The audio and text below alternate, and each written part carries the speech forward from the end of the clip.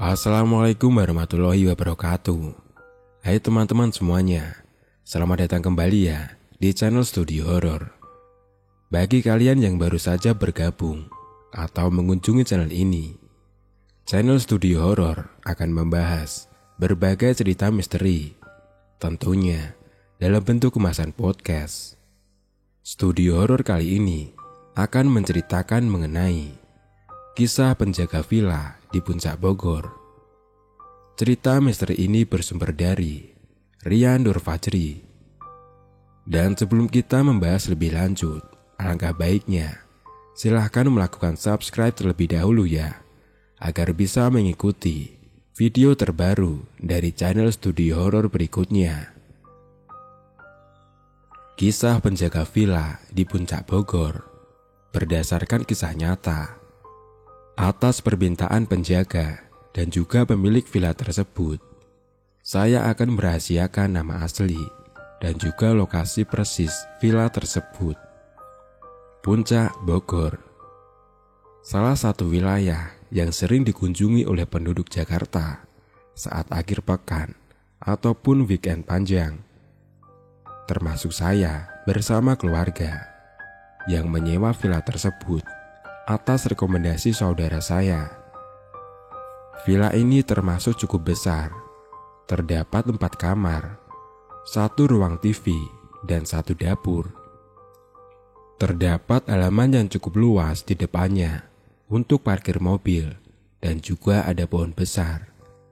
Saya nggak tahu itu pohon apa, tapi terlihat menyeramkan. Saya termasuk orang yang sensitif dengan dunia gaib. Kalau saya datang ke suatu tempat, sudah pasti akan tahu apakah banyak penghuni lainnya atau tidak. Dan kesan saya saat pertama kali datang ke villa ini adalah merinding. Saat datang pun, saya sempatkan untuk meminta izin agar mereka tidak mengganggu saya dan juga keluarga yang berniat ingin melepas penat dari riuhnya kota Jakarta. Tapi di sisi lain, saya penasaran dengan tempat ini. Lebih tepatnya, saya penasaran ada kisah apa di balik besarnya villa yang bentuknya modern seperti ini. Untuk orang awam, pasti tidak akan percaya, karena memang tidak terlihat menyeramkan. Oh iya, saat kita sampai pun langsung disambut oleh laki-laki yang berperawakan cukup tua. Nama beliau adalah Pak Barito, nama samaran. Beliau tidur di rumah kecil yang berada tepat di belakang villa. Padahal beliau asli orang situ, tapi lebih memilih tinggal di sana karena anak-anaknya sudah menikah lalu merantau dengan suaminya. Sementara istrinya sudah cukup lama meninggal dikarenakan sakit. Oke, sekarang kita mulai ceritanya. Hari sudah menjelang malam. Saya akui, saat malam tiba, suasana di dalam villa cukup berubah drastis dibandingkan saat siang hari.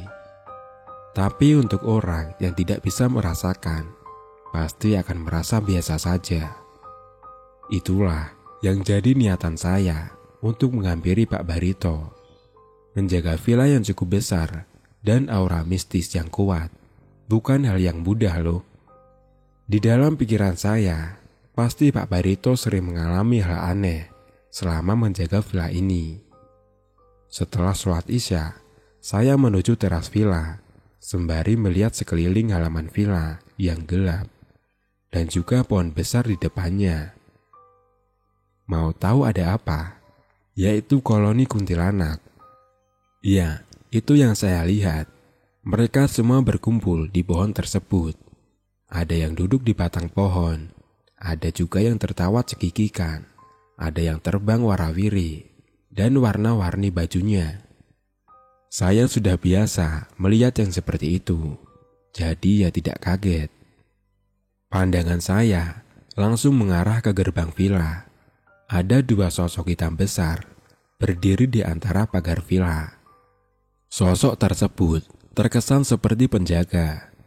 Entah menjaga dari apa, Tapi ya seperti itulah kesan saya saat melihatnya. Bisa menjaga dari kiriman gaib atau dari pencuri. Tidak lama, Pak Barito muncul dari arah belakang villa dan menyapa saya. "Dek," sapanya dengan senyum. Iya Pak," sapa balik saya dengan senyum juga. "Saya mau ke warung. Ada yang mau dititip nggak, Dek?" tanya Pak Barito. Nggak ada Pak." Beliau pun langsung menuju luar villa. Lalu saya kembali masuk ke dalam karena ibu memanggil untuk makan bersama.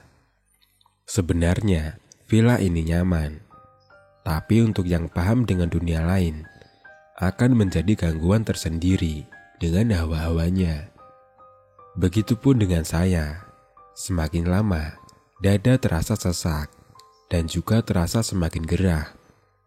Saya pun langsung menuju teras depan. Sumpah, saya tidak kuat dengan rasa gerah di dalam.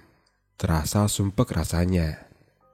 Saya memutuskan untuk jalan-jalan sedikit di halaman depan villa, sembari menikmati hawa dingin puncak.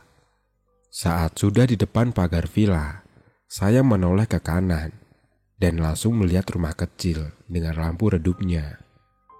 Saya hampiri dan secara kebetulan Pak Barito keluar dari arah dalam. "Loh Dek, di sini ngapain?" tanya Pak Barito. Enggak Pak, saya cuma jalan-jalan aja menikmati hawa dingin. Habis di dalam gerah banget."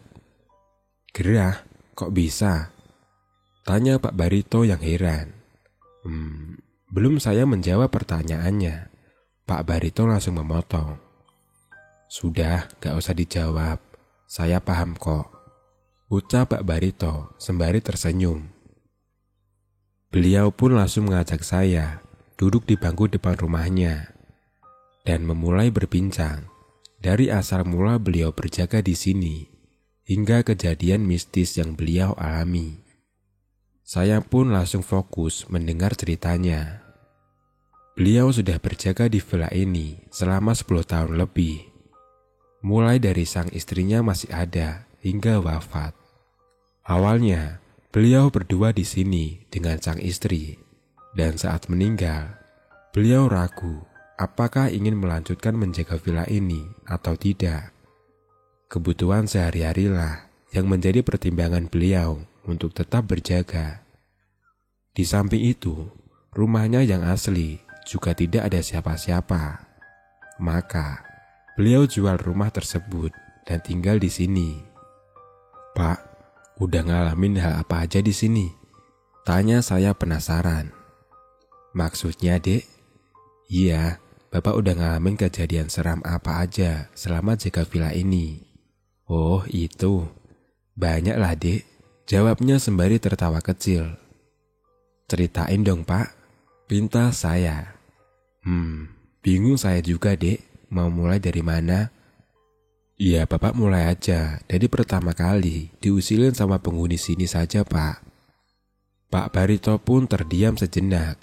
Beliau seperti sedang mengingat kejadian demi kejadian. "Awal mula saya digangguin, yaitu pas sudah sebulan jaga di sini, Dek.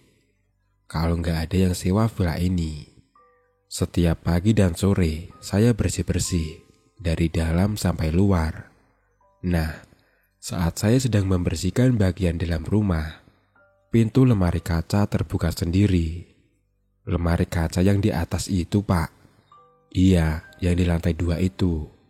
Kalau adik perhatiin, lemari itu kan jauh dari jendela. Dan juga saya ingat banget, nggak ada angin kenceng waktu pintu lemari kaca itu kebuka. Terus Pak, ya saya nengok dong. Sempat bingung, kok bisa kebuka sendiri. Saya lihat jendela jauh. Udah gitu kan cukup berat pintunya. Tapi kenapa bisa kebuka sendiri? Ya saya tutup lagi aja. Di situ masih masa bodoh saya, Dek." Saya pun lanjut bersih-bersih lagi. Kali ini bersih-bersih kamar. Nah, setelah selesai bersih-bersih kamar, saya lihat pintu lemari kaca itu kebuka lagi. Bingung dong saya. Saya mikir, Masa ada yang iseng, sementara saya sendirian di dalam. Mungkin rusak, Pak, tanya saya. Ya enggak toh. Saya sering bersih-bersih, dan baru kalau itu kebuka sendiri, jawab Pak Barito. Terus gimana, Pak? Ya saya tutup lagi. Nah, di sini saya udah mulai merinding pas tutup pintu lemari itu. Langsung saja saya buru-buru turun ke bawah.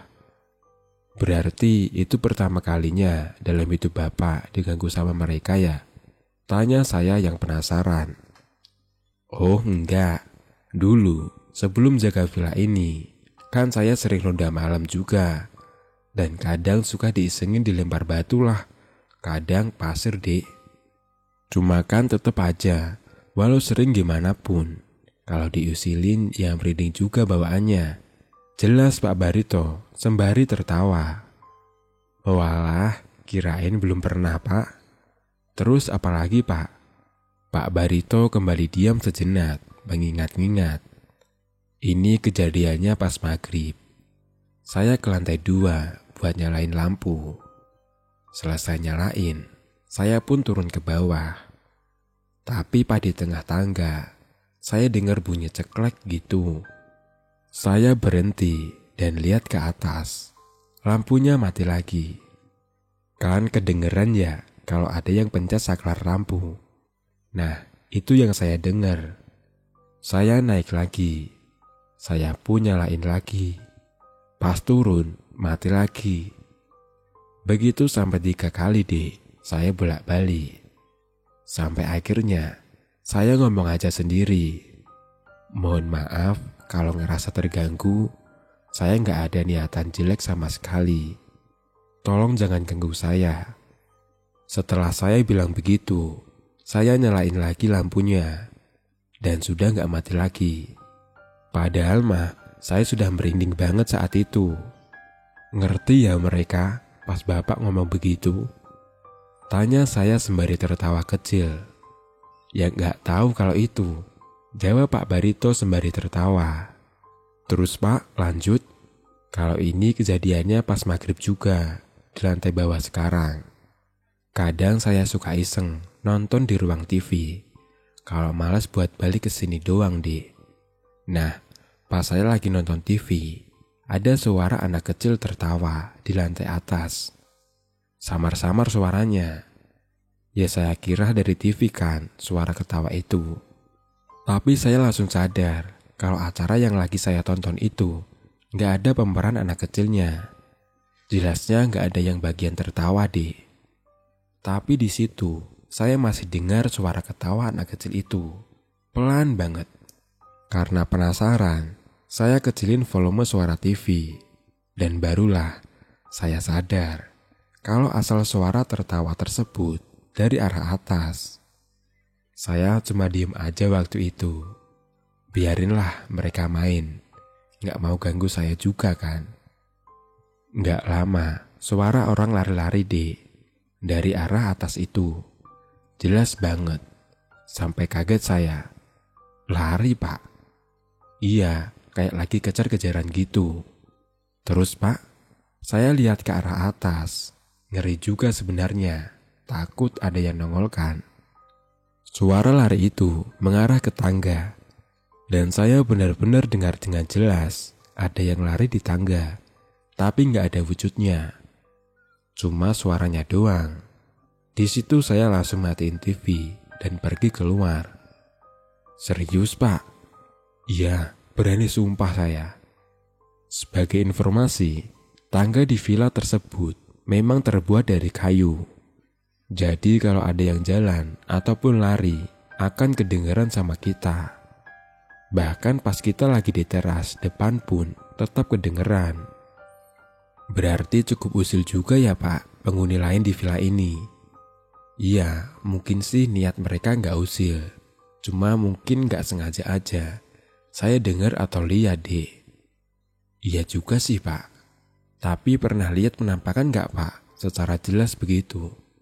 Tanya saya yang makin penasaran. Kalau lihat jelas, pernah beberapa kali deh. Oh iya? Di mana tuh Pak? Di dalam pernah, di luar juga pernah. Ceritain dong Pak. Kalau lihat wujud itu, pas saya mau ganti lampu kamar yang di ujung itu. Kamar yang di ujung. Oh iya, saya tahu. Nah iya itu. Kan pas maghrib saya nyalain lampunya, tapi pas dipencet gak nyala. Pikir saya mungkin putus kan. Jadi saya keluar beli lampu baru di warung. Dan balik lagi ke atas. Pas di depan kamar itu, saya berhenti. Bukan tanpa sebab ya, tapi karena saya lihat ada sosok di dalam kamar tersebut. Karena kan lampunya mati, jadi pas saya tinggal, pintunya tetap terbuka deh. Makanya, di posisi gelap begitu, saya lihat kayak ada orang di dalam kamar. Siluetnya itu hitam gitu. Posisinya lagi berdiri di samping kasur. Cuma gak terlalu jelas. Saya ragu juga mau masuk apa enggak karena lihat itu deh. Saya diam sebentar di situ, perhatiin ke arah dalam. Saya panggil-panggil aja buat pastiin itu manusia atau bukan. Halo, siapa itu ya? Halo, terus Pak? Tapi gak dijawab. Cuma langsung ada ketawa cekikikan khas kuntilanak doang. Dan saya lihat sekilas seperti kain terbang ke arah luar lewat jendela. Waduh, terus Bapak jadi ganti lampunya enggak? Ya enggak lah, udah males saya juga habis lihat itu. Lemes di bawaannya, jadi baru saya ganti besok siangnya. Untung lagi enggak ada yang sewa vilanya. Tapi yang punya villa ini tahu enggak sih Pak kalau Bapak suka diganggu gitu di sini? Ya enggak Dek. Ngapain juga saya cerita hal begituan ke mereka? Kenapa emangnya Pak? Gini deh, hal kayak gitu udah pasti ada. Mau dimanapun kita, mereka pasti ada deh. Cuman tergantung kitanya aja, sopan atau enggak di tempat tersebut. Sama halnya kayak dunia manusia. Di dunia mereka juga ada yang baik, ada juga yang jahat. Jadi kalau kita diusilin, anggap aja ketemu yang jahat. Oh, begitu ya Pak. Kamu tahu ada apa di pohon besar yang di depan itu? Tanya Pak Barito. Tahu Pak, ada koloni kan? Iya betul. Saya pun baru tahu setelah 6 tahun jaga di sini. Lah, kok bisa Pak? Gara-gara apa tuh? Iya, ini masih perkiraan saya sih penyebabnya. Jadi waktu itu, habis bersih-bersih halaman depan, saya pukul-pukul sapu tersebut ke batang pohonnya. Waktu itu udah mau maghrib kalau nggak salah. Sapu lidi kan terkadang kalau sering dipakai suka kepisah-pisah ya. Nah, saya getok-getok deh. Bukan maksud menantang deh. Ya tapi, memang karena mau perbaikin sapu lidi itu. Pas saya lagi rapiin, ada yang ketawa dari atas. Kaget dong saya. Langsung tuh, saya lihat ke atas. Dan jelas banget, saya lihat kuntilanak lagi duduk di batang pohon ngeliatin saya. Yang buat saya takut itu, bukan satu yang saya lihat, tapi belasan mungkin dek. Gak pakai lama, saya langsung balik ke sini. Bahkan pas saya sedang jalan ke arah sini, ada yang ngikutin di atas, terbang sembari tertawa. Bukan merinding lagi bawaannya, tapi udah lemes dan keringetan saya saat itu. Saat sampai di dalam rumah, saya langsung ambil wudhu. Kebetulan gak lama azan maghrib. Ya memang saya yang salah sih. Cuma kan emang awalnya saya nggak tahu ada yang menghuni pohon itu deh. Kalau tahu juga nggak akan berani saya ganggu. Iya sih Pak, saya juga lihat warna-warni loh. Iya, sekarang saya sudah terbiasa ngelihatnya sih. Pas pertama kali lihat juga heran, kok baju mereka beda-beda. Sementara yang kita tahu kan warna putih ya dek. Memang cukup aneh, villa ini berada di sekitar rumah warga. Saya pun penasaran, apakah warga sekitar tahu atau pernah diganggu oleh makhluk-makhluk dari villa ini. Dari rumah Pak Barito, terlihat bagian belakang villa dan juga satu kamar yang Pak Barito ceritakan. kamar yang lampunya mati. Saya pun melihat ke arah kamar tersebut. Entah kenapa, pandangan saya seperti terkunci, seakan tidak bisa berpaling dari kamar itu. Iya benar aja, ada alasannya ternyata. Semakin saya fokus melihat kamar ini, semakin jelas ada sosok yang berdiri melihat ke arah saya dari arah jendela. Di situ seakan saya dan sosok ini seperti saling bertatapan. Tetapi dalam hati saya membaca doa-doa agar tidak dirasuki oleh makhluk tersebut. Saya penasaran apa yang terjadi dengan sosok tersebut. Saya merasa aura dendam dan kemarahan dari sosok itu. Di sisi lain, sosok itu seperti ingin bercerita atau memberitahu sesuatu kepada saya. Semakin lama menatap, semakin jelas saya melihatnya. Bentuk sosok tersebut wanita, perawakan tubuhnya kurus, dan yang menyeramkan, kepalanya ke samping. Saya susah menjelaskannya, pokoknya seperti posisi leher yang patah. Ya, seperti itulah. Udah, jangan dilihatin terus, ucap Pak Barito menyadarkan saya. Ah, si bapak pengen keket aja. Justru saya selamatin kamu. Bisa masuk dia nanti ke badan kamu, Dek. Nih kopinya, santai dulu aja di sini. Iya Pak, makasih banyak ya Pak. Jarang-jarang saya bisa ngobrol di sini, ucap Pak Barito. Memang Bapak beneran sendirian di sini ya? Nggak ada yang mau nemenin gitu? Dulu pernah ada, saudara saya Dek, tapi nggak tahan lama. Maksudnya nggak tahan lama gimana Pak? Iya pahamlah kamu. Kena usil juga dia akhirnya. Oh alah begitu. Kena usil gimana Pak? Kamu tahu kan kolam renang di samping situ? Hah? Kolam renang? Nggak tahu saya Pak. Jujur saja, memang nggak tahu kalau ternyata di samping sana ada kolam renang. Posisinya yang agak ke bawah, jadi tidak kelihatan oleh saya. Itu loh Dek, agak ke bawah sana. Nah, di situ kan ada kolam renang. Ada saungnya juga. Kalau pagi enak di situ udaranya. Jadi di situ saudara Bapak kena usil. Iya Dek. Ya mungkin karena kesalahan dia juga sih Dek. Salah gimana Pak? Saudara saya itu umurnya masih 25 tahun. Ya, masih suka teleponan sama cewek. Di sini kan sinyalnya susah. Tapi kalau di bawah sana bagus Dek. Kesanalah dia akhirnya malam-malam teleponan dengan pacarnya. Saya sudah pesan sama dia, jangan berisik. Tapi kan saya nggak tahu dia di sana berisik atau enggak, karena saya di sini nonton TV. Setengah jam kemudian dia balik, mukanya pucat dan kayak habis lari gitu Dek. Saya tanya kenapa lari-larian, dan dia masih nggak mau jawab. Saya pun kasih air putih dulu. Saya pun pegang badannya, udah keringetan. Saya tanya lagi kenapa, tapi tetap dia nggak dijawab. Dia malah langsung masuk ke kamar dan tidur. Ya saya sih paham, mungkin karena masih takut dan juga gemetaran juga badannya saat itu. Besok paginya barulah dia berani bercerita. Kenapa tuh Pak? Dia cerita pas lagi asik teleponan. Tiba-tiba dia mencium ada bau busuk. Cuma di situ masih dia cuekin. Pikirnya bau dari tempat sampah baunya. Dia teleponan itu di saung.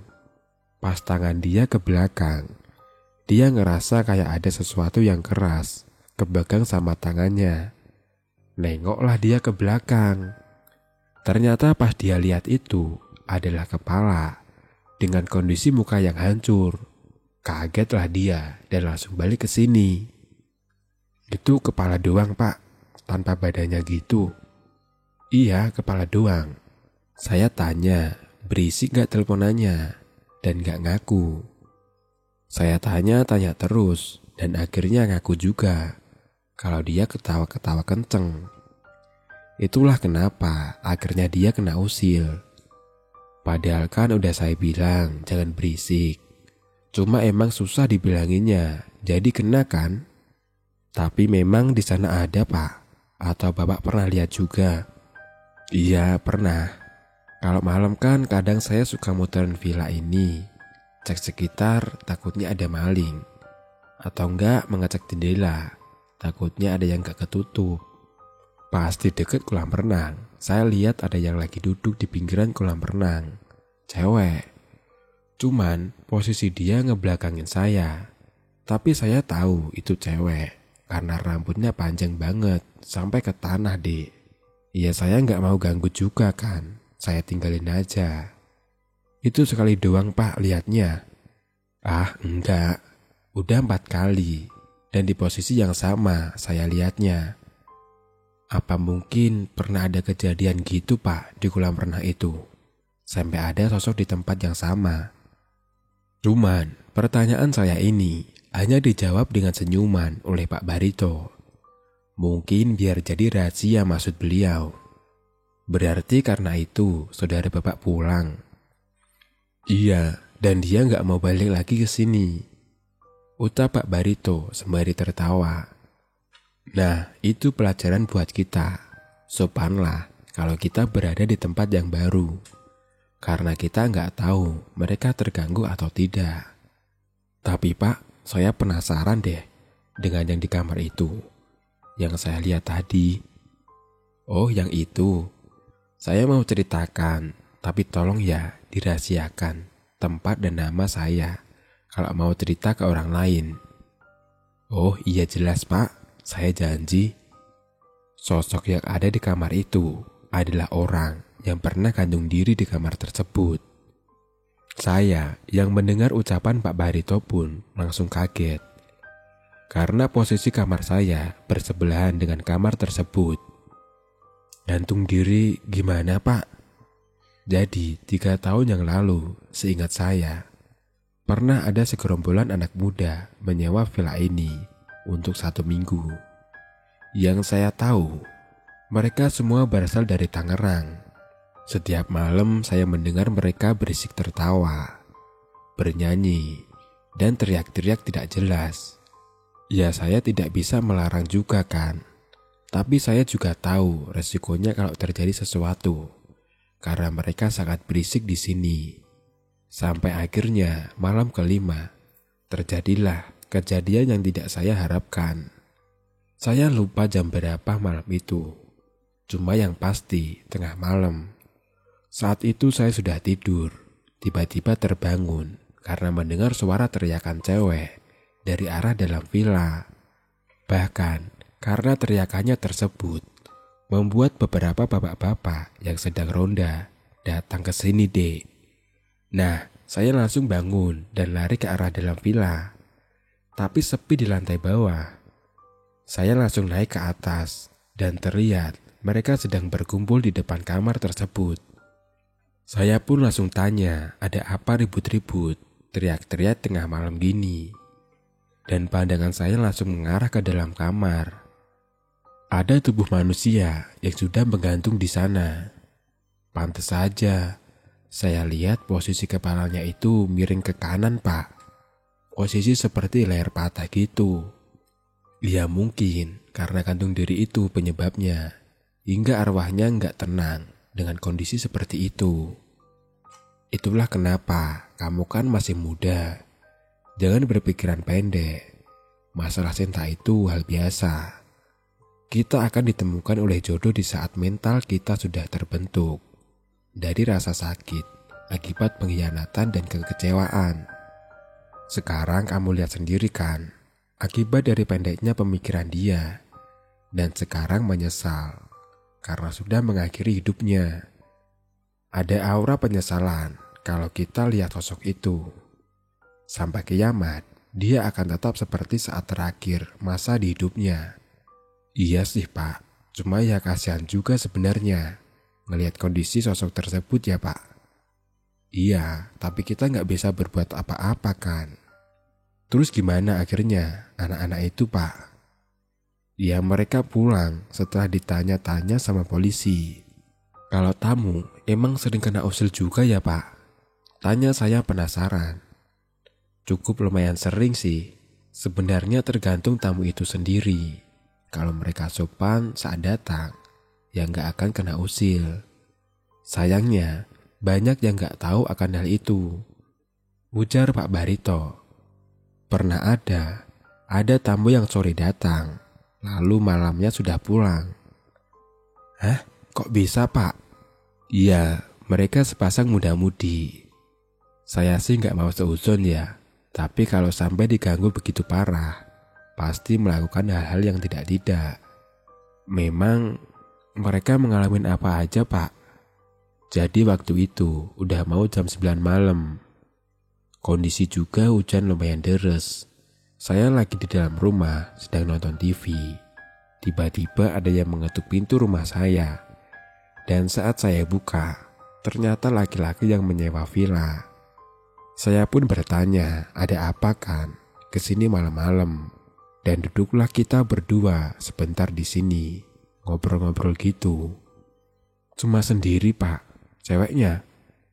Saya nggak tahu di mana, tapi kayaknya sih nunggu di mobil. Karena saya lihat mobilnya udah di depan pagar, dengan kondisi menyala lampunya. Oh begitu. Terus Pak? Pas duduk, baru dia tanya-tanya dan cerita. Dia pun bertanya, memang villa ini angker? Ya saya jawab, mau dimanapun kita, pasti ada makhluk halus. Saya tanya lagi, kenapa emangnya? Jadi, pas sore saat mereka datang, mereka langsung masuk ke kamar dan mandi. Menjelang maghrib, ceweknya lagi masak di dapur, tiba-tiba teriak-teriak. Lalu cowoknya datang dan tanya ada apa. Katanya pas lagi masak, pintu kulkas yang ada di atas terbuka sendiri. Lalu, mangkuk yang mau dipakai geser sendiri juga. Teriaklah ceweknya pas lihat itu. Di situ, cowoknya coba nenangin. Mungkin cuma halusinasi katanya. Saat itu ceweknya masih ngangguk aja. Lanjut masak, dan makanlah mereka berdua di depan ruang TV. Saat mereka sedang makan, pintu kamar di atas terdengar seperti ada yang ngebanting. Kayak kamu lagi marah dan masuk kamar dengan banting pintu. Kaget dong mereka berdua. Si cowok coba beraniin diri buat lihat ke atas. Ternyata pintunya kebuka. Ya bingung dong, dari mana itu asal suara kalau pintunya aja kebuka. Si cowoknya pun turun, pura-pura bilang, gara-gara ketiup angin. Jadi tutup sendiri pintunya. Si ceweknya sih masih iya-iya aja. Sempet tenang tuh mereka sampai jam 8. Nah, sampai akhirnya, hal yang buat mereka yakin buat pergi adalah saat mereka sedang di kamar, ada suara cewek menangis.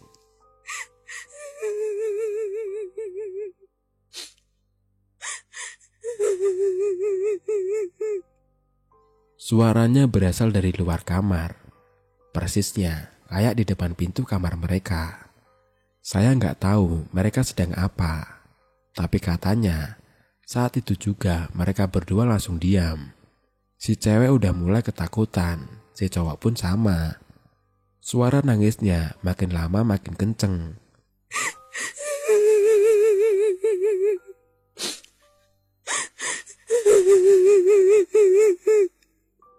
Saat itu juga mereka langsung siap-siap pergi.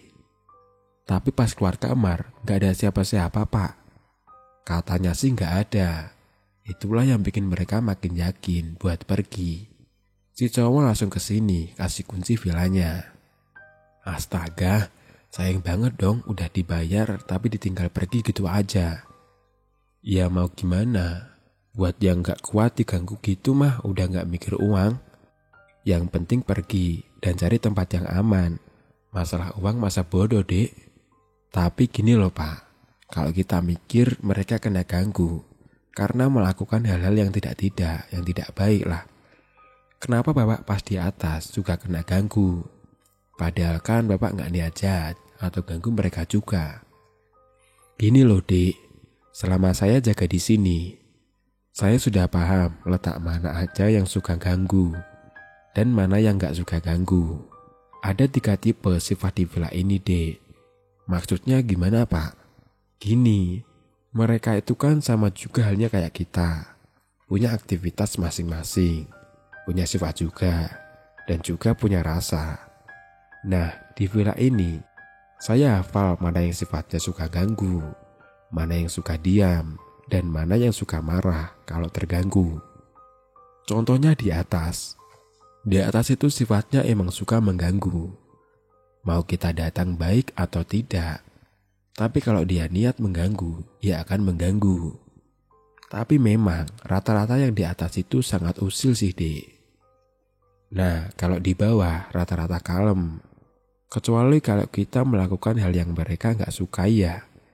Kayak di bawah tangga itu ada sosok laki-laki berjubah hitam. Dia cuma diam aja. Lalu di kamar depan ada sepasang suami istri dan ada anak-anaknya. Saya pun gak tahu asal mereka dari mana. Tapi pertama kali saya lihat itu saat saya turun dari atas. Saya lihat dengan jelas mereka lagi berjalan dari arah depan masuk menuju kamar itu. Itu jelas saya melihatnya sampai saya pikir orang yang mau sewa. Tapi saya panggil tidak menengok-nengok mereka. Saya perhatiin terus dan tembus ke pintu. Ya udah, saya diam aja. Habis lihat itu dan lanjut jalan keluar. Nah, kalau yang jubah hitam, Pak. Kalau itu pas saya lagi cuci piring dan beres-beres dapur. Terkadang ada tamu yang malas buat cuci piring atau gelas. Saya sih nggak apa-apa ya, karena saya anggap itu udah termasuk jadi tugas saya jaga villa ini. Selesai cuci piring, saya sapu-sapu lantai. Kan posisi dapur itu dekat banget sama tangga ya. Jadi terlihat kan sama saya. Saat saya lagi nyapu, tiba-tiba ada bau busuk. Saya pun cari bau itu asalnya dari mana. Baunya itu seperti bau bangkai tikus. Sekitaran dapur saya cari gak ketemu. Sampai akhirnya saya cari di sekitar bawah tangga. Saat pandangan saya mengarah ke bawah tangga, saya pun kaget bukan main karena lihat sosok itu hitam pekat. Tapi terlihat jubahnya warna hitam. Rambutnya yang keriting acak-acakan. Mukanya itu gimana ya jelasinnya. Jadi matanya yang satu merem dan yang satu lagi terbuka. Tapi putih semua. Yang aneh gak ada hidungnya dan dagunya itu panjang banget. Beda layaknya dagu orang normal.